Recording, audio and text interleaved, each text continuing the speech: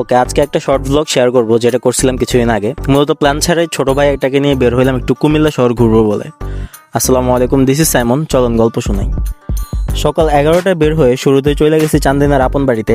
গিয়ে দেখি 60 টাকা টিকিট জনপ্রতি, তাই আর ভিতরে ঢুকি নাই। 50 টাকা হইলেও একটু ঢুকতাম। তো বাইরে দাঁড়ায় ড্রোন দিয়া যা পারছি কিছু ফুটেজ নিছি। তারপর ওখান থেকে একটু হেঁটে হেঁটে একটা পুকুর পাড়ে গেছিলাম। জায়গাটি মাশাআল্লাহ অনেক সুন্দর। অ্যান্ড ওখান থেকে টেম্পো করে সোজা চলে আসছি কোটবাড়িতে। ওখানে হালকা নাস্তা করে রাস্তা পার হয়ে একটা টমটম নিয়ে সোজা ম্যাজিক প্যারাডাইসের সামনে। এখানেও টিকিটের দাম একটু বেশি, 300 থেকে 950 টাকার মধ্যে বিভিন্ন ক্যাটাগরির টিকিট আছে। বাট আমাদের কাছে টাকা নেই, তাই ভিতরে ঢুকি নেই, বাইরে থেকে ড্রোন ফুটেজ নিয়ে চলে আসছি।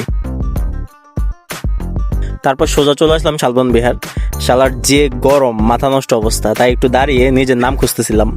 পরে ভিতরে ঢুকে দেখি 30 টাকা টিকিট। শালার 20 টাকা হলেও ঢুকতাম, তাই আর ঢুকি নাই। না ঢুকে ড্রোন ফ্লাই করে শালবন বিহার বৌদ্ধ মন্দির পরিদর্শন করলাম। চোখটা জুড়ে গেল। ওখান থেকে আবার 2-3টা গাড়ি চেঞ্জ করে সোজা কান্দির পার হয়ে ধর্মসাগর পার চলে আসলাম।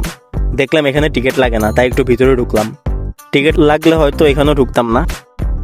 কুমিল্লার সব পাবলিক মনে হয় এখানে বসে আড্ডা দেয়। কুমিল্লার সব মানুষ এসে এখানে আড্ডা দেয়।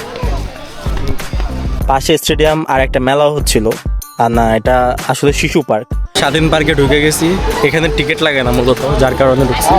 টিকিট লাগলে কিন্তু ঢুকলাম না।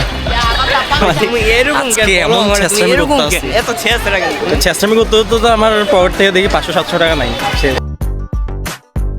ভিতরে চলে গেলাম, একটু ঘোরাফেরা করে আইসক্রিম আর ফুচকা খাইলাম। ও ভাই, এত জোস ফুচকা লাইফে প্রথমবার খাইতেছিলাম। কুমিল্লা আসলে এটা মাস্ট ট্রাই করবেন। তো গাইজ, এই ছিল আজকের ব্লগ। সারাদিন দুজনের ঘোরাঘুরি খরচ গেছে 700 টাকা, অথচ কোথাও ঢুকি নেই। সো আপনাদের কেমন লাগলো অবশ্যই জানাবেন। সো আপনারাও এমন প্ল্যান করে ফেলেন। আর কোন জেলার ভিডিও দেখতে চান কমেন্ট বক্সে জানান। আল্লাহ হাফিজ।